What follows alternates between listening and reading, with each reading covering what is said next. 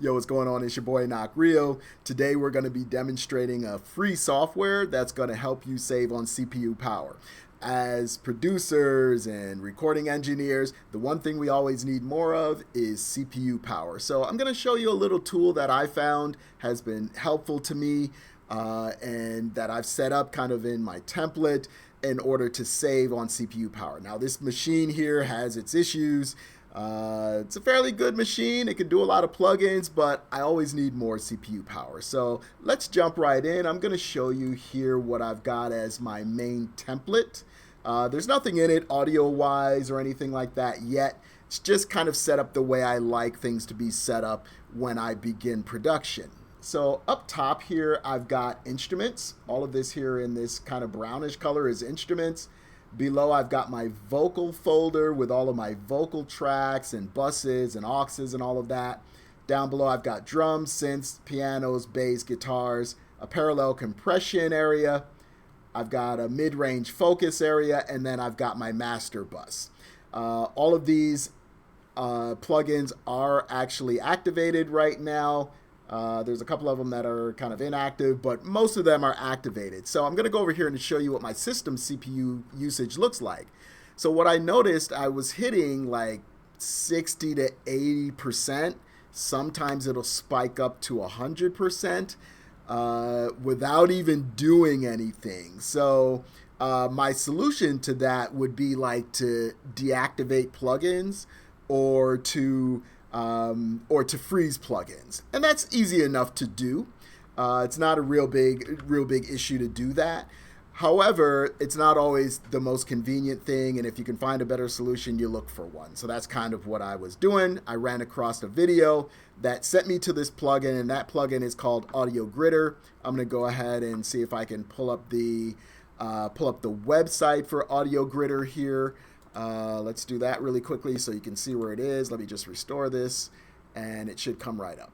Okay, so this is Audiogridder, and like I said, this is a free software that's going to help you save on CPU power. And one thing that I kind of noticed that it does, instead of your DAW using just one of your cores for your CPU, it'll take it and it'll take the plugins and it'll spread it out across the cores that you have. Some of you have 16 cores. I'm not that lucky. I think I have 8 cores. So cores are at a premium for me. But what this does is said, instead of using just one core, let's take the processing power and spread it out over multiple cores. Now, as you start adding plugins to your system, they're all adding basically to one core. So when you run out of space or it hits 100%, then you kind of have an issue, right? Because now you're running out of CPU, but you're only using that one core. If you could take that and spread that amongst 8 cores or 16 cores, now you've got a lot of ability to actually process things. So let's get out of there here. It's very easy to come here and download. You come here, you follow the instructions, you download both the server the server software, and then you download the plugin software itself.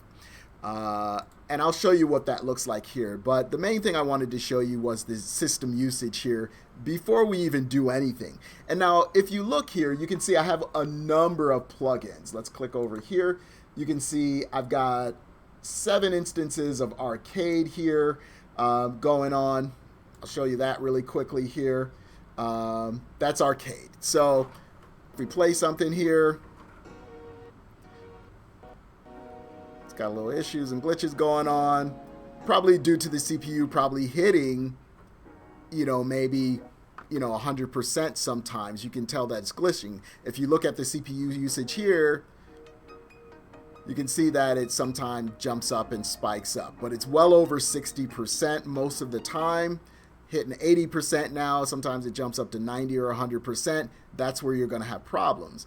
I like to produce directly in the directly on top of my MIDI, or if I freeze it or commit the tracks or whatever, I like to produce and record vocals and everything all in the same file. I don't like switching them. So I need CPU power. So let's take a look now. Let's go ahead and close this. We're going to close this session out here. We're not going to save it because we really don't need it. And I'm going to open a file with the software already kind of set up, with a template set up already too. Let's go to template, which is something I was working on last night. I didn't mean to make a beat in it. I just started making a beat and it happened to be in my template. But your templates in Pro Tools you save separately from your audio, so it doesn't really make a difference. I can always start from scratch with this particular template. Now this template already has Audiogridder set up, so what you see now on your screen is it's setting up the monitor portion of it, because it's going to be setting up, let's click no here, it's setting up the actual software end. The server end of it is already running too. If I go here, oops, not there. If I go here, you can see that there are servers actually running as well. You're going to see the server running, and then you're going to see the actual software itself running too. So let's see if we've connected here. I don't think that we've connected just yet. So let's go ahead and run the software, which is going to be here. When you initialize this in the first initialization of this particular software, it's going to run through your plugins, find out what you have. VST plugins, VST, VST2, VST3. It's not going to do AAX for, Pro Tools or whatever, or specialized plugins like that. But you're going to get VST, VST2, VST3 plugins that you can add into the system. So now what it's doing is, let's move this out of the way here. What it's doing now here is loading all of the servers that I have, because each of the tracks that I added Audiogridder to is a different connection of the plugin itself. So it's going to connect to the same server, but it's going to be different instances of the plugin is what I'm trying to say. So it's going to hook all of those up, and each one of those has like a plugin chain inside, and I'm going to show you that.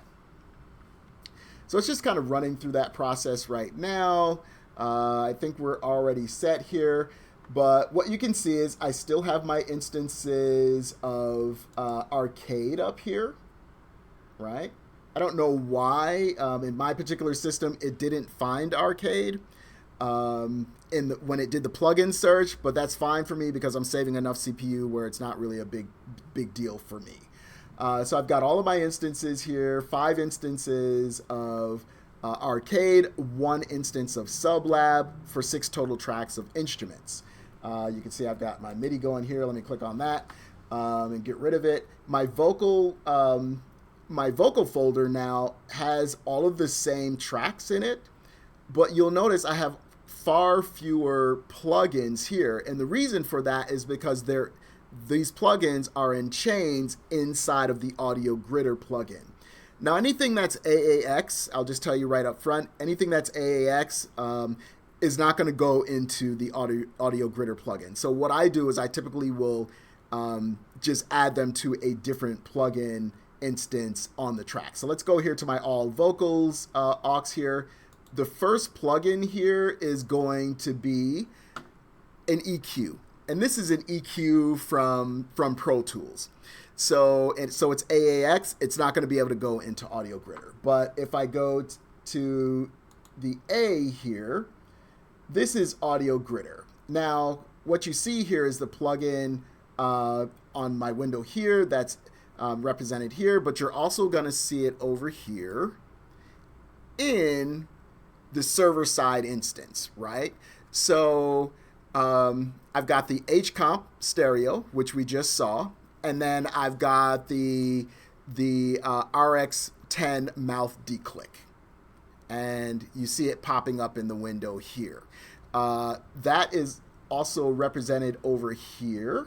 Let's go back to where we were. Let's put this back up. It's actually represented on this particular window as well. If you move this around, it will move it within the window for Audiogridder. And in order for you to make adjustments, this window kind of has to stay where it is. So that's one thing that you're going to kind of run into sometimes that you may not be used to. But for the savings on the CPU, it's a workaround for me. So I can adjust my plugin here wherever it pops up or whatever. I kind of leave it where it pops up instead of moving it across windows like I normally can do because I've got 3 monitors here. If I'm mixing or whatever, I'll just use it where it pops up so that in my server version, which is over here, it should pop up and there won't be an issue with the server. So you can see that my CPU usage now is sitting between 40%, between maybe 35 and 40% most of the time. So this is the amount of savings. Remember, we were sitting at like 80% at one point, anywhere from 60 to 80, but now we're at 30, 30 to 40, 45 maybe or so. And I'm still running almost the same amount of instances of Arcade, which are outside of Audiogridder. And all of the other plugins that I'm running are in Audiogridder, or if they're AAX, they're standalone, right? So this is the type of savings that you can get with your CPU. So I'm going to be recording with this now. I'm going to be doing some vocal recording and things, just testing it out, just to see like what anomalies there might be or what types of things might pop up that I wasn't aware of that might happen, in the processing. Is there crashes, things like that? I'll be kind of testing that out as I go along. But this is a wonderful new way for me to be able to save some CPU power while I'm producing and while I'm vocal recording. If this can save me that much power, it's golden. This is going to be gold for me because I just hate when the system is getting in the way of my production. That's always a problem for me. So it just irks me. So I don't want the technical end to be getting in the way of the creativity. So I'm looking for tools to kind of help me to get out of that. And I thought that I would share this one with you today. So go over here to the site if you're curious about it. The thing about it, the other thing about this too, one thing I don't want to pass up here, and I do want to tell you, is that Audiogridder can run off another machine. So I do have another machine on the other side of my room here that is my older recording machine that I was using last year.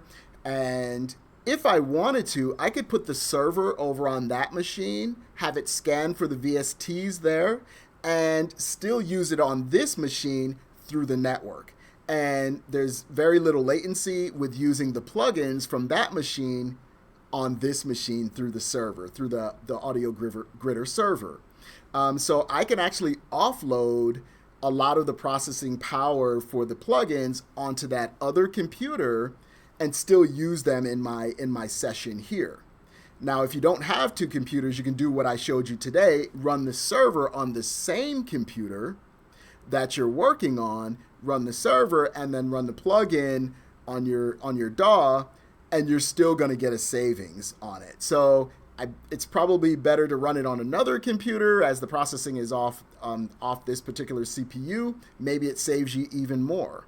But I'm the kind of person, I don't like introducing things that could cause a problem later on. What if that computer goes down or something, or a hard drive fails or something, and now my sessions here are tied to that computer?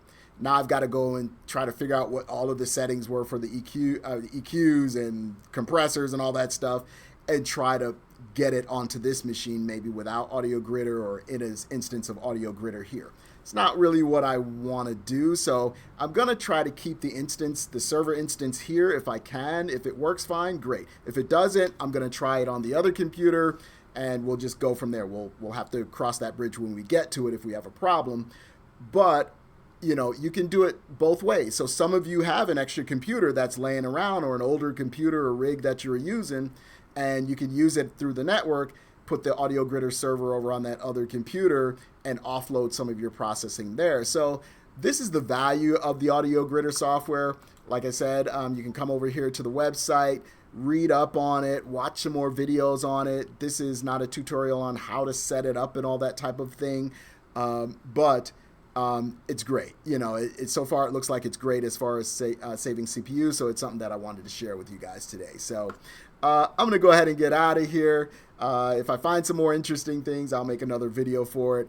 If you would, go ahead and like the channel, subscribe to the channel, like the video. That kind of helps me out with YouTube and the algorithm. Not a big YouTube personality. I don't like being on camera. I'm telling you that right now. You know, that it's not my thing to be on camera, but I realize that like we're living in a world where it's kind of necessary for us to do that. So I'm trying my hand at it. All right. So I'm going to play the game a little bit. But once again, it's your boy Knock Real. Thanks for attending this video. Like and subscribe, and we'll talk to you soon.